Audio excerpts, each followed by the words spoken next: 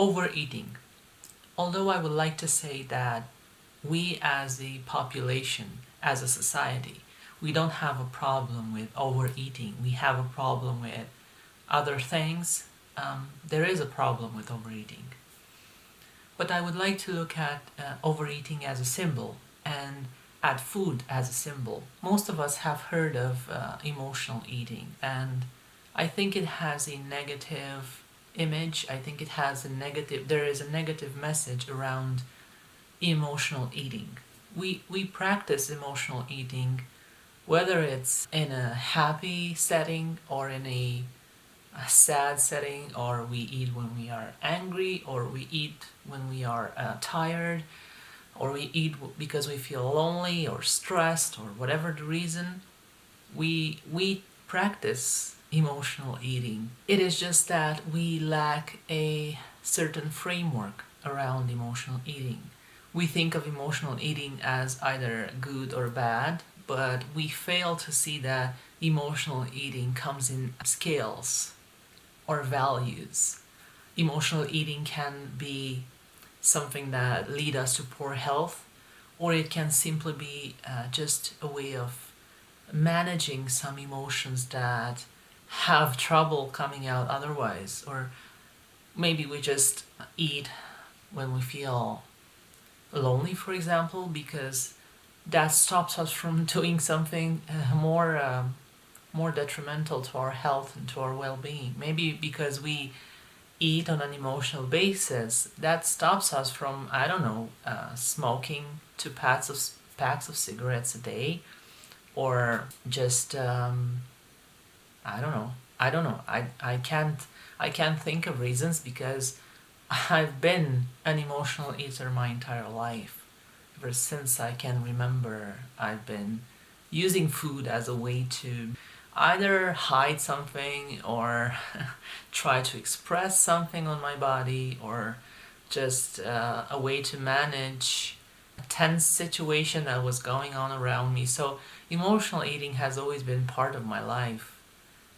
I would rather argue that even eating in a caloric deficit to obtain a certain body image, to get super lean or shredded, or even compete, has an emotional basis. I mean, we are driven by emotions, so I wouldn't put emotional eating in a black or white box, but rather I would look at it as something that is serving me in some way, right? In what way and why, that remains to be seen for every person. Like, every person has their reasons. But going back to overeating, because that seems to be a big problem in our society. Overeating comes in many shapes and sizes, and we tend to overeat because we get triggered by something. I would look at overeating as a conditioned behavior, as something that we have learned to do, either as children or as adults. It isn't a must to have a difficult, a complicated relationship with food ever since you've been a child, so that can happen at a later age. But I would look at overeating as a learned reflex, and when I look at it that way, that's how I can begin to understand the exact triggers that determine whether I overeat or not. And for me personally, every time I overate on something, or on everything, nothing specific, it would almost always be around a family gathering. That was major stress for me. But going a bit deeper on it, and learning and understanding why it happened to me during family gatherings, has allowed me to find different coping ways, has allowed me to enter a family occasion, just go on a holiday or something and have a lot of family members around me. That is when I become aware of that I will be triggered to eat more than I should. I will be triggered to eat up until the point where I feel sick. I've done that since I can remember. So I know it's not something I can ignore. Just trying to ignore that we have a problem doesn't lead to fixing it, or it doesn't even lead to managing it properly. So knowing that I will overeat on a family gathering allows me to install certain measures, safety measures. So, for example, when I'm at a family lunch or family dinner, I will eat what I have on my plate. Like I would be very careful to put on my plate exactly what I'm eating. I would set up my serving from the get-go. I would eat that, and then I would stand up from the table. Because if I sit on the table for long after I have finished eating, that's a sure way to eat more. I sit up and then I make myself a coffee. And I'm going to treat myself with a good coffee and have maybe some whipped cream in it and some honey or brown sugar. I don't usually have my coffee with cream or with honey or sugar, but if I know I'm going to be in a stressful situation that might trigger me to overeat, I will enable myself to treat, to have a nice treat.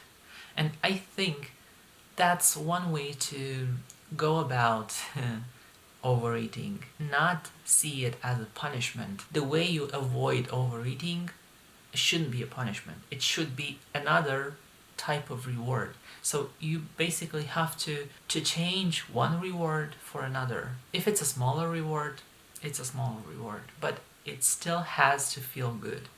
So that's my little personal anecdote. But going back to the concept of overeating, we don't overeat just because there's a lot of food around us. And whoever says that, they're in denial. We tend to overeat because there are other motivations behind our reasons to overeat. For me, it was family stress. But family stress is a very, very superficial way of looking at things, because deeper down, that stress meant other different situations, whether it was conflict between my family members, or there was whatever it was. I don't want to get into details here, but it is very important to learn about the proper reasons why we become triggered to overeat. I would look at a food problem as a symbol problem for other various reasons. And when we look at things this way, well, maybe we start to learn why we feel overwhelmed, unseen, lonely, I don't know, stressed out, burnt out, whatever the reason. But at first we have to be honest with ourselves, and then we have to go deep within ourselves and try and discover exactly what are our reasons for being tempted to eat more, So next time someone struggles to overeat, I would just address them this question: what does food stands for? If food is a symbol, what is a symbol for? Questions like these could start opening up new ways of looking at things, and it could establish new ways of communicating with ourselves. And that's a first step to take when we try to fix something like overeating. So I think that's about it. These were just some of my reflections on overeating, and if you found this interesting, just make sure to like it, make sure to share it with someone who maybe is struggling to eat well, to have a balanced life. And if you have any questions, like always, you can leave them down in the comment section. Also, thank you for watching this until the end, and for having the patience to hear me out.